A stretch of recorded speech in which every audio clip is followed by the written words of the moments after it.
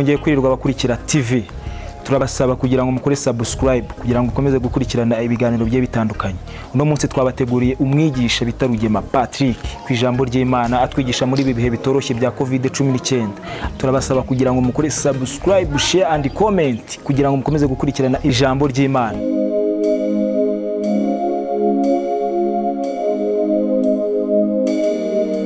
Bavandimwe inshuti z'umusaraba, turabashuje mu izina ry'Umwami wacu Yesu Kristo. Uyu ni umugoroba mwiza tubonye wo kuganira amagambo y'Imana. Mu by'ukuri turi mu bihe bikomeye, umuntu yabanza agahumuriza abantu. Isi irimo iranyura mu bihe bikomeye kandi toroshye, ariko ibihe by'isi birahinduka.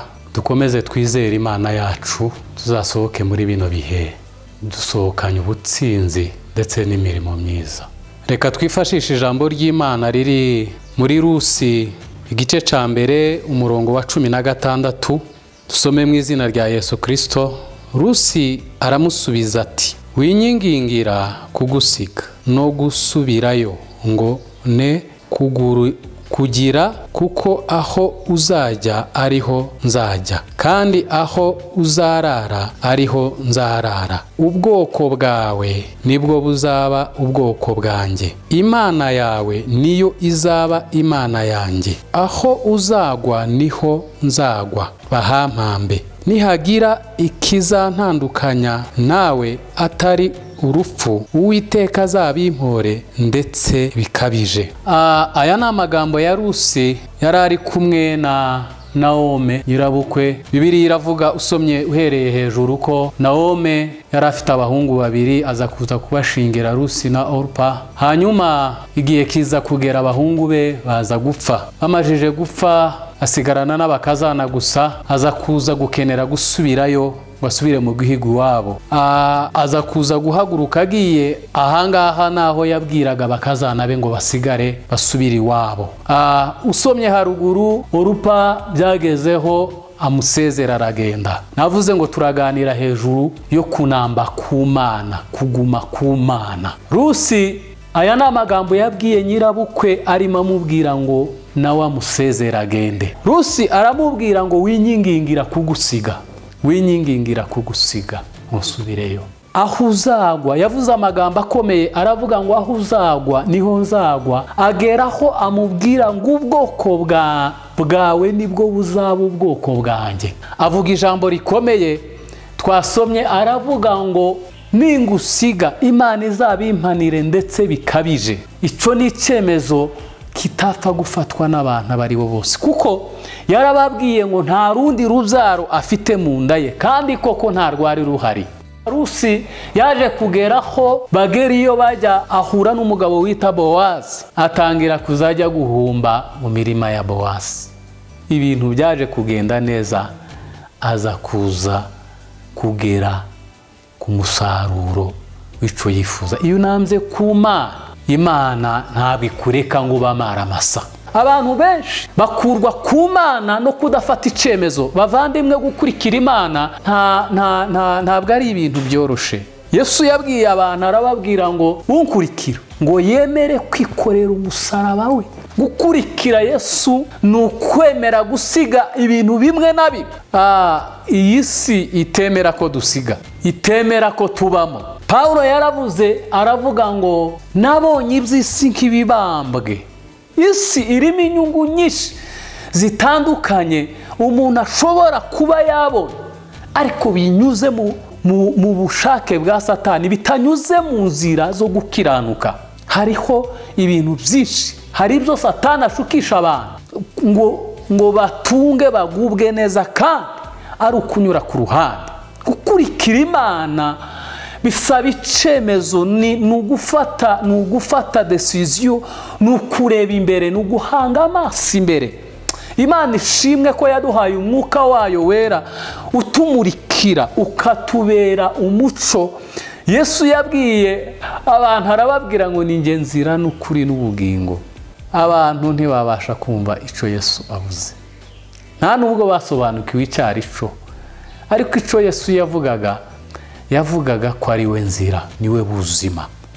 Kuba mwizera niwe buzima. Jambo ry'Imana riravuga ngo nitabaza rimurikira ibirenge byacu. bisobanura ngo ijambo ninde? Ni Kristo. Mu Itangiriro igice cya mbere umurongo wa mbere haravuga ngo mbere na mbere hahozeho jambo, jambo yahoranye n'Imana, uwo jambo ni Kristo. Ijambo ry'Imana nitabaza, ni Kristo, ni utumurikiraho tunyura. Bisobanura ngo ubuzima bwacu bushingiye muri Kristo. Kugundira Imana bituma udatakaza ibyiringiro, gucika intege. Abantu bafite ubumenyi mu bintu byinshi bitandukanye, abantu bafite ubuhanga mu bintu byinshi bitandukanye, ariko kumenya Kristo abantu benshi baracari kuri, kuko ntabwo bizanwa n'amashuri, ntibizanwa n'amakaminuza, ntibizanwa n'amadoktora n'ama-PhD, ntibizanwa na environnement tubamo. Kumenya Imana biva mu gutekereza, ni imitekerereze ihindutse, kuko icyo tuzi tikiboneshwa ijisho, ahubwo tugihabwa kubwo kwizera no kumenya. Iyo umuntu azi ntashidikanya, kandi icazi nibwo butunzi bwe. Ubayeho neza n'ubeshejweho n'icazi. Kandi no mu buzima busanzwe ibitunze abantu benshi nibyo bamenye. Natwe ikitubeshejeho nico twamenye, kumenya Kristo. Ijambo ry'Imana riravuga ngo nukujijuka, nukujijuka. Hari ubwihisho, hari ubuzima muri Kristo Yesu kubizera. Hari ubutunzi bukomeye kumumenya. Umwami w'abami atanga amahoro adashingiye ku butunzi, adashingiye ku miryango ikomeye, adashingiyeho ku kintu icyo ari cyo cyose. Hari ibintu abantu biyegamije bimeze nk'imikenyeri, abantu bari mu kwiyegamiza ubutunzi bukagwa, bakagwa, bakabura, bakarangira. Abantu bari mu kwiyegamiza imiryango yahungabana bagahungabana. Ariko abiyegamije umwana w'intama w'Imana niwe udapfa mu buzima, ubuzima bwo kudapfa. Niwe watsinze rupfu na kuzimu, ubuzima bwo kudapfa nta kiburimo. Ageze ikuzimu yazukanye imbaraga n'ifunguzo z'ikuzimu, yahatsindiye Satani. Niwe wabaye irembo ry'uburuhukiro bw'abakristo. Mu kwizera abakristo ntibaruhukira mu mva, baruhukira mu mwana w'intama w'Imana. Iwe wageze ikuzimu ahindura igituro, ubuturo bw'ibyiringiro byo kumumenya. Iyo umuntu atandukanye n'umubiri, amaso ya muntu abona ko birangiye, ariko ubuzima bwo mu mwuka burakomeza. Ibyiringiro byacu bitubeshaho no mu rupfu. Ubwo nibwo butunzi twakiriye. Iryo ni ryo jambo rikomeye. Niyo mpamvu Bibiliya ivuga ngo turasinzira, kandi usinziriye arongera agakanguka. Abafite icizere cyo kuzabaho turabiteka ryose, kubera ko urupfu Yesu yarutsinze. Ibyo byiringiro byo kumunambaho, kumukomeza, ni inyungu zacu. Ubundi gukomeza Imana si inyungu z'Imana. Gukomeza Imana nibyo biduhesha ubuzima. Bibutse icyo turimo tuganira, ni ukunamba ku Mana. Hari byinshi bidukubita hirya no hino. Isi irimwo umuraba, isi irimwo umuraba. Abigishwa bageze mu nyanja, umuraba wabaye mwinshi, umuhengeri uba mwinshi, ubwato bukwita hirya no hino. Baza gukora kuri Yesu, baramuzutsa Yesu ngo azuke, acaha umuhengeri. Umukristo wananze ku Mana ntagira umuhengeri muri we. Impamvu mubona abantu bava ku Mana ni ukubera ko batembanwa n'umuhengeri. Ariko Yesu ahagaze mu bwato yaturishije umuhengeri. Iyo Yesu aturimo, aturisha ibimeze nk'imihengeri tubamo. Acaha ubuzima bugoye, acaha icago, acaha indwara, acaha ubukene, acaha ubuzima bw'imibabaro, acaha ibitagenda, acaha ibigeragezo.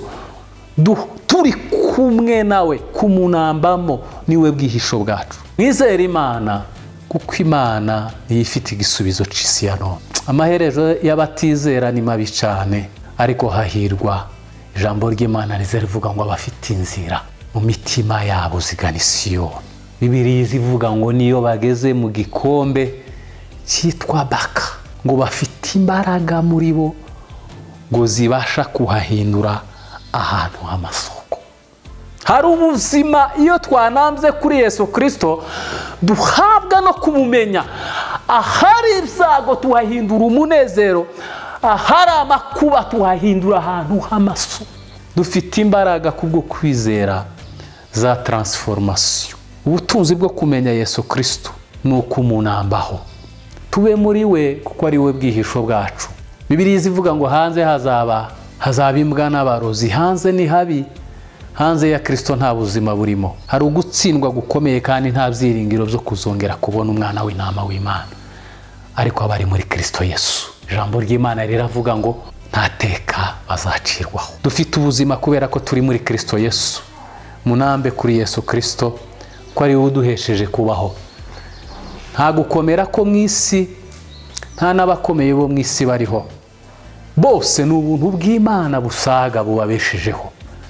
Iyo tubona buca bukira, iyo tubona ijoro tutarihamagaye n'umuco ukarasa tutawuhamagaye, iyo tubona turyama tukabyuka, iyo tubona ibyo kurya, iyo tubona tubasha gutekereza bigakunda, iyo tubona duhumeka nta bigega, ndababwiza ukuri ko iyo uyu mwuka duhumeka, iyo uza kuba oxygene, iyo uza kuba icabahanga n'abanditsi bavumbuye bita oxygene, haba hariho amakampani menshi, tuba dufite cash power. Ariko kubw'ubuntu bw'Imana uyu mwuka twawuherewe mu busa, kandi nico kigaragaza ko ari umwuka uva ku Mana, kuko twawuhawe nta kindi kintu, tugira ikiguzi.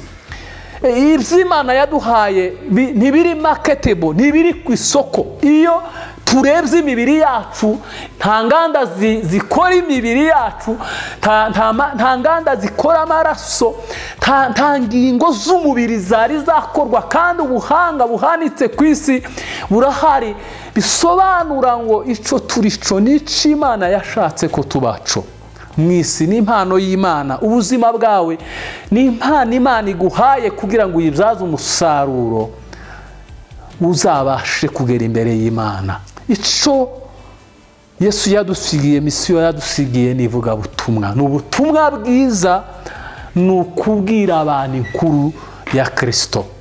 Twicare dutekereza ko igihe kimwe Yesu Kristo azagaruka, kandi ibyo byose tubiheshwa no kumenya no kwizera.